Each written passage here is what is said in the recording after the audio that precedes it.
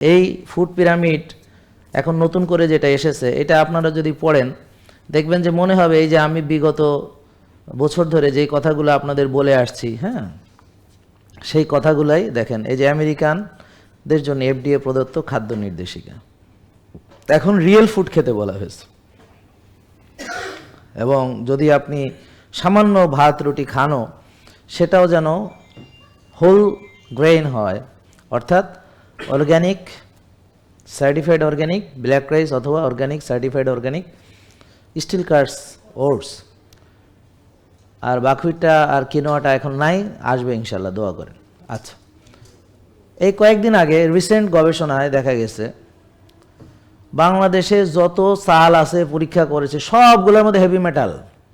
আর এটা আশ্চর্য হওয়ার কোনো কারণই নেই, এটা আমরা বলে আসছি, কারণ জমিতে হেভি মেটাল আছে, অতএব সাদা চাল কালো চাল যেটাই বাংলাদেশে হয়, অনেকে বাংলাদেশে কালো চাল করছে। তাহলে ভিনেগার কয়জন চিনত বাংলাদেশে? সত্যি কথা বলেন তো। চিয়া সিড কয়টা বাঙালি চিনত? সত্যি কথা বলেন। এই কালো চাল কয়জন বাঙালি চিনত? সত্যি কথা বলেন তো দেখি। তো এগুলো তো আমাদের মাধ্যমে বাঙালি শিখেছে। তো যাই হোক, তারা একটা উদ্যোগ নিয়েছিল, কালো চাল তৈরি করেছে, এগুলোর মধ্যে সব হেভি মেটাল পাওয়া গেছে।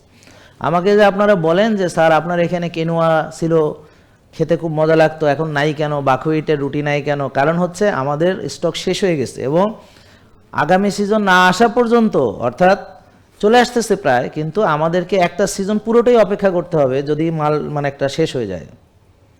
কারণ এখানে কোনো ফেক প্রোডাক্ট ঢোকানোর কোনো সিস্টেম নাই। আর বাজারের অন্যান্য জায়গা থেকে সংগ্রহ করে আপনাদেরকে রাইন্দা খাওয়াবো, ওরকম মন মানসিকতা আমাদের নেই। আমরা যতক্ষণ অথেন্টিক অর্গানিক পাবো না, ওটা থাকবে না। এটাই আমাদের ট্রুথফুলনেস বা আমাদের অনেস্টি, যেটাই বলেন।